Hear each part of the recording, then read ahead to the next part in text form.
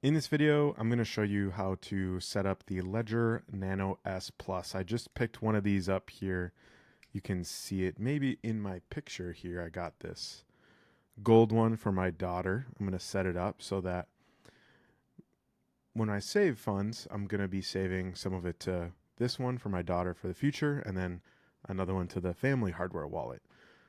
This one is simple to get. I'm also a fan of the Trezor. I've used the Trezor before in the past too. So they both do the same thing. You can store your currency safely and securely. And they're fairly good rates too. So 59 bucks for the hardware wallet, the Ledger, and these are pretty easy to use. It comes with a USB cable. You plug in the USB and then it goes right into the end of this device here. You plug it in. There's also two buttons on the top. And the two buttons on the top here will allow you to control left, right, and also if you press them at the same time, that's going to confirm your option. So in this tutorial setup, I'm not exactly going to show you everything because there's going to be some personal information on the setup. But what I'll do is I'll walk you through some of the basics and some of the tips too. So this is another one that I've set up in the past. This is the Ledger Live app. You can find the Ledger Live right from the website. So if you go up to apps and services directly on the ledger.com website, you'll see Ledger Live right here. And then you can download this software to your computer. And even some of the devices will connect via Bluetooth to your iPhone or your Android phone. So this specific one doesn't, so we can really only use it on the computer. Well, it's the easiest way to use it is on the computer. And so I'm going to plug it into my computer and get started connecting it up. Once you've got Ledger Live, what you can do is click on My Ledger. It'll actually walk you through some of the steps to get set up. And I'll just show you how to, track it. So I'm going to plug mine in right now. It says connect and unlock your device, but this one actually has never been set up. It's a brand new Ledger.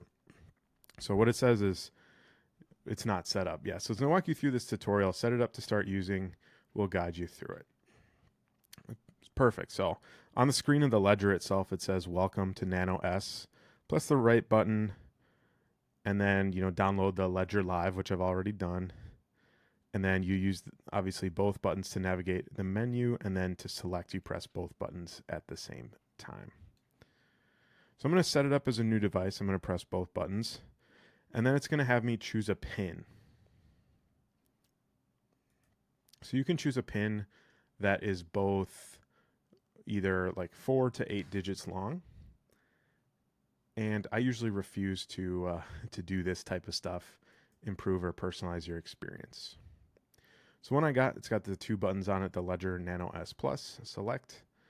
And technically this is the first time. So if you have one that you're recovering, let's say your device got lost, you can actually restore it with the 24-word seed phrase. So you can actually buy a brand new one. Maybe you're in a different country and you're like, oh, I left my wallet at home. You can go out and buy one and then recover it as long as you have your 24-word seed phrase. But I don't have that. This is going to be a brand new one that'll be set up for my daughter for, her future. So access your crypto, of course. Own your own private key so you become the owner of the actual currency instead of trusting the banks, which is one of the safest ways to do it.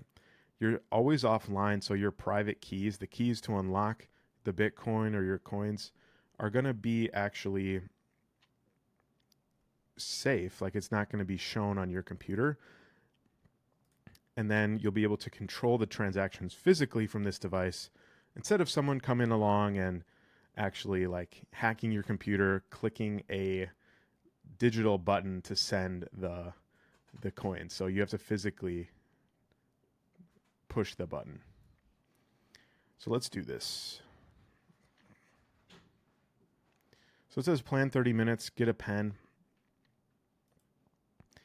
And we're going to turn it on, browse, and set it up as a new device, which I've already done.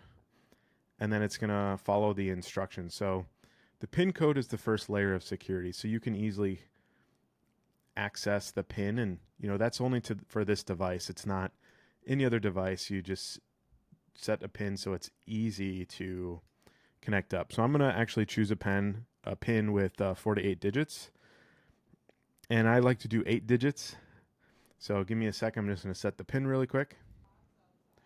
So that one was pretty easy. All I had to do was go left and right to select the number, and then when I pressed both of the buttons at the same time, it then solidified that number to go to the next number. So you'll get the hang of it once you have the device. Now that I've set up the PIN on the device, it says write down your recovery phrase. And what this is going to do, it's going to give me words to write down one at a time. And then I'm going to have to verify that on the device as well. These words you never want to store digitally. And you always want to write it down on paper, or some people even imprint it in steel, depending on how much money you have on the device. Some people have like $1 billion on one of these tiny little devices you can just walk through, the airport.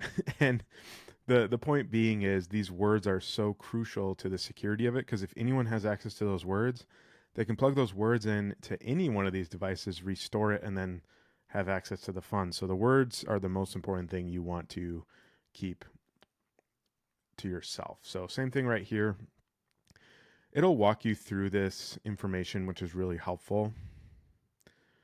So they also in the box provide you with a recovery sheet. If you can see my screen here, there's a little folder, and then they give you a couple options to write down your 24 words on this sheet of paper.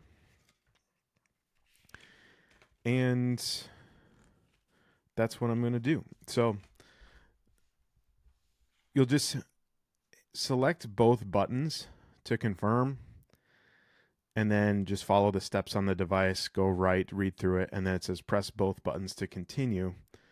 And now it's going to give me the first word that I'll write down. Once I'm done with the first word, I just tap the right button. It's going to show me the second word, the third word, the fourth word. I'm just going to make sure all of those get written down here, and then we'll confirm it. So I've been able to write down all 24 words, and now what it's going to have me do on the device itself is confirm that all 24 words are correct and they match what I wrote down. So I'm going to hit continue by pressing both buttons. And now it says confirm your recovery phrase. I'm going to push both buttons again at the same time.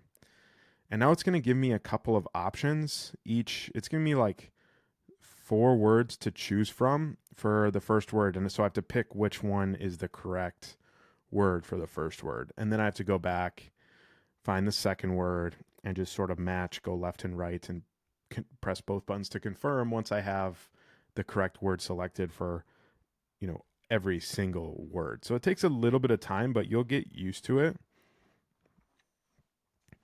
And one thing that you'll see here is even though the screen is being recorded, you can't even see any of the numbers, the words, because it's all being done directly on this device, which makes it so that if anyone is actually like watching your screen or recording your screen or something, they still can't see what the words are, and they can't take control of your funds. So I was able to verify the words I wrote down were correct, and it says confirming your device is ready. So now I can say go to the dashboard. So I'm on the dashboard of the device, and when I'm in the Ledger Live app, I'll just keep clicking next step, and it's having me enter the words and say, okay, I'm done. Then it gives you some advice for where to store it. Of course, never share your 24 words with anyone or enter it on a digital device. Okay, so now we have to take the quiz. So it says, as a Ledger user, my crypto is stored. It's not stored on the device, it's stored on the blockchain. You use the device as a key to access the funds. If someone else gets access to my secret recovery phrase, my assets become vulnerable and that person could have access to them. So you want to move your funds fast if that's the case. You don't want anyone to get access to those words. And then your private key is still offline. No one can ever take that private key. If they have the private key, they have control over the funds. So that's the power of a hardware wallet. And now we can do a genuine check. So it's going to automatically check the device, make sure that it's genuine. And then on the device itself, before it can do this check, I have to physically push the buttons to allow it. And yep, it's genuine, ready to use with Ledger Live. So I'm going to hit continue. And there we go. So now they have this like backup 24 word subscription, which to me is weird because you don't really want to give anyone those 24 words. So I'm not going to do that. I don't know how it works either, so it's just not worth it. It's better to hold your words yourself. So now if I go into my ledger, this is the Nano X ledger, and even previous ledgers that I've connected will still show here. I can't really move these funds at all unless I have the device connected, but it'll still show the wallet address if I've previously connected a device. So this is a different device being tracked. If I click on my ledger, it's going to show me the second device, which I got for my daughter. So what I'll do first is update the firmware. I'll just click update and then install update down here. And there's probably a couple of updates depending on when you purchase the device, and it says processing on the device itself.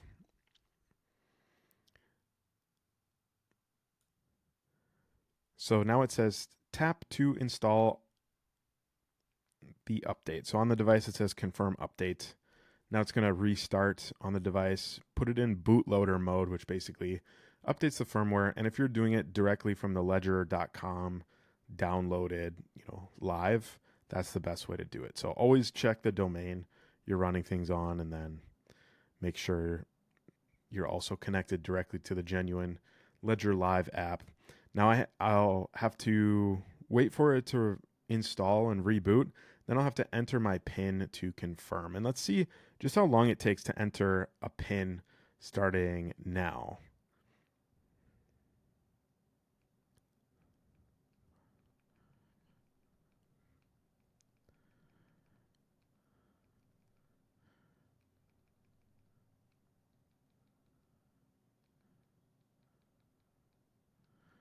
All right, so I was able to enter my PIN. I don't know how long that was, but it's not too long to access your vault, your bank vault. So now it's up to date, and we'll see if it really is up to date, because it'll load, then maybe tell me I have another update or that we are set to go. So I'm going to allow the secure connection. Every time it restarts, you have to re-allow it. But then there's another firmware update, so we're just going to keep doing this update firmware. Install update. Repeat the process. I won't bore you with that. I'll just provide the cliff notes here while it's loading up. All right, so I actually had to go through about like 3 updates because probably this device was in inventory just waiting to be purchased. And then at the time it's been sitting in their inventory at Ledger, they maybe made a couple software updates. So I had to do that 3 times, but then once you're done, that update will go away. And it does a genuine check. So a couple of the things you'll want to know is, one, how do I receive, say, Bitcoin or any of the other cryptocurrencies to the device? And you can also keep track of your accounts here and your device name. So you can actually edit the name of your device directly. So you might want to put your name or family, like the family device, whatever you really want to name it. And when you do that, every single time you have to confirm the change with the physical device, which is really nice because no one can really take over and change anything for you. As long as you have the physical device, you are in control. Now, it is a little bit different, I think, than the Trezor. The Trezor is now at this point would be ready to go. But on the Ledger, we just have to install the app. And that's not bad because you can actually control what coins you're going to actually include on the device. So in this case, I'm just going to store Bitcoin. That's the main foundation I want to build in saving. So I'm going to click install.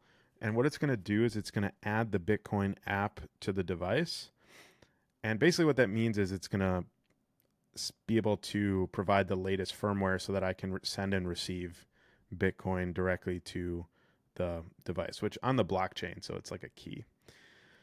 So it says installed, and I see that actual Bitcoin app on my device. The ledger screen shows Bitcoin, a plus sign, and then the settings. So you can actually navigate between different apps over time.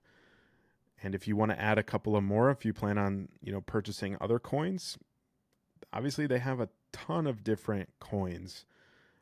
So one thing when you're looking at choosing a device is to check the website and see what coins are supported if you want to have more cryptocurrency than one or the other.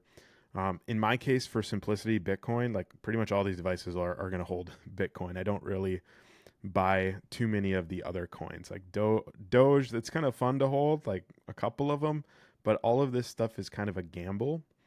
Whereas I believe long-term Bitcoin is the route to go. So I'm focusing all my energy on that. You can add an account and basically create a Bitcoin account for yourself. So I'm going to open up the Bitcoin app and confirm that I want to open it. So Bitcoin app is ready, it says.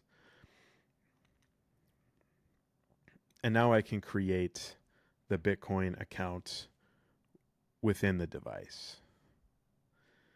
Now the common one, it's called native SegWit. If they have the other types here, these are like older versions of Bitcoin addresses. Just go with the general up-to-date version of whatever it is. Native SegWit's probably the most common, but all of them can technically be used.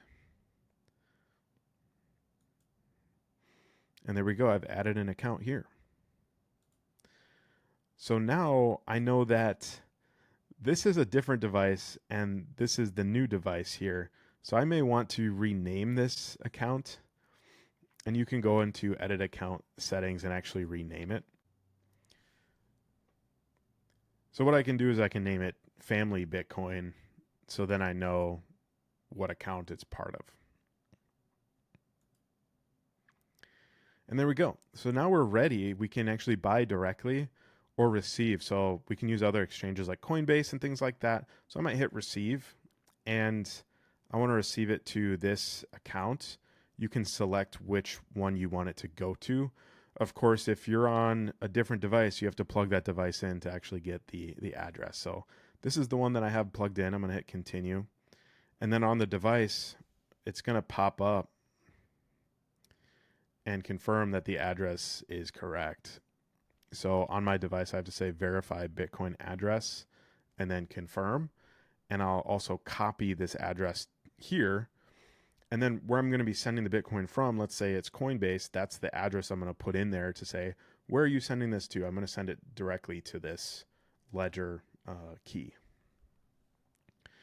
And then I verified the address, and now I'm done. So I have it copied, it's verified, we're set to go. One other cool thing about hardware wallets is that every time you hit receive, it generates a new wallet address, so that let's say you're constantly sending funds to this account, then it can't be like seen or traced, because every time you have a new wallet address, it's going to split it up.